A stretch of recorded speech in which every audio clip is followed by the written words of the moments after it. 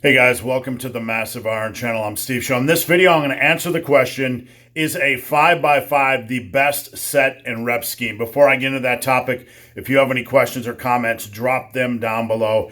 The best topic ideas I turn into videos just like this. All right, we can't escape them. 5x5 programs multiply like rabbits. They're everywhere. We all have probably tried one. If not, we've heard of them ad nauseum. Now, a lot of people will ask me about 5x5 programs, and I want to give you my honest opinion. Is a 5x5 program, is a 5x5 set and rep scheme the best? The best answer for that is obviously no, because there really is no best. Now, I want to give a caveat here, because invariably, when I make a video like this or make a statement like this, people don't actually watch the video, and you can check the comments down below to see, because somebody will slam me or assume that I'm attacking a 5x5. A 5x5 is a good way to train. All right, there's nothing wrong with training using a 5x5, but is it the best way? Let's be real. It really doesn't matter in the long run. It's a fine way of training, but it all comes down to personal preference. It's not the best. There's so many different set and rep schemes. To try to proclaim that one is the best is really rather silly. Now, the main issue I have with a 5x5 is when the lifting community just blanketly advocates it for every single exercise. And those of you that watched my video yesterday, I touched upon this a little bit.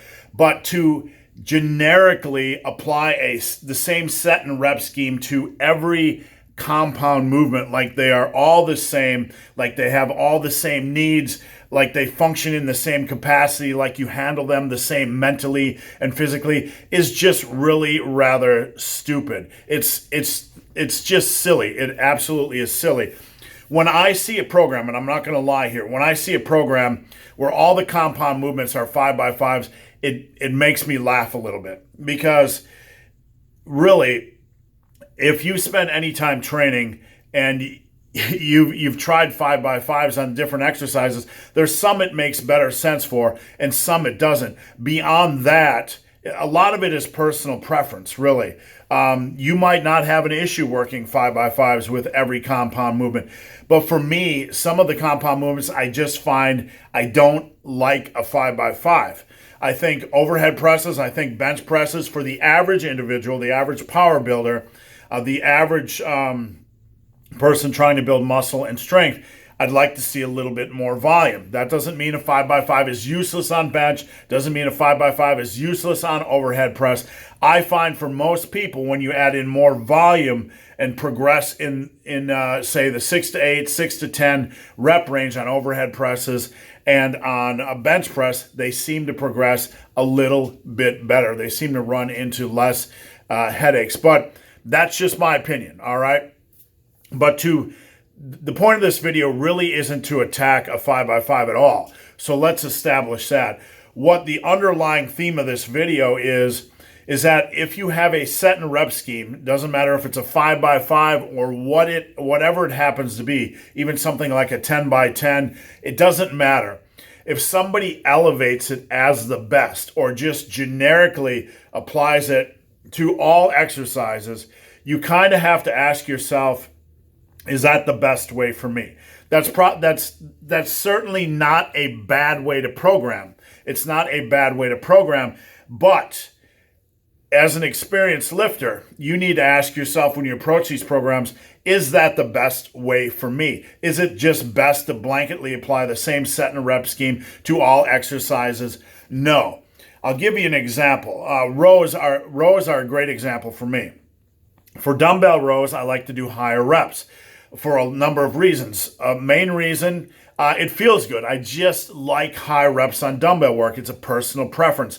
I really like to do 12 to 20 reps, 12 to 15 reps on dumbbell work. Why? I don't know. That's just the way I like to train. Now, on barbell rows, for example, I don't like to do 8 to 10 reps on barbell rows. Quite frankly, once I get past 5 to 6 reps, it really feels tedious. The set feels really tedious, and I would prefer to get my volume in by doing more sets of 5 on barbell rows. A personal thing, But, after you've spent some time under the iron, a lot of people kind of come to the same conclusions. Now, with dumbbell rows, a lot of gyms don't have heavy enough dumbbells to really challenge the intermediate lifter. So you end up advocating more reps for intermediates on dumbbell rows. But anyway, back to the point. Is a 5x5 the best set and rep scheme? Well, 5x5s aside, when you see the same set and rep scheme applied over and over again to all compound movements, just understand that not all compound movements are the same. Not all of them, you won't respond the same to them. Not all of them require the same amount of volume. Some of them you train less volume. Some of them I generally advocate less volume, like the deadlift. Bench press and overhead presses, on the other hand, I prefer to have more volume. I think that's a better way to attack the bench and the overhead press for the average individual. So just remember that when you see a blanket way of applying a set and rep scheme to all compound movements, it's probably not the best way. And the point being, don't hesitate to change these. Don't hesitate to evolve these. A 5x5 is not magic. Let me repeat, a 5x5 is not magic. You can change it. You're not going to die. So guys, hope this video has been of some help. If you have any questions or comments, drop them down below. If you made it this far in this video and have yet to subscribe to my channel, please do. I'd appreciate the support. So guys, as always, thanks for watching. Have a great day.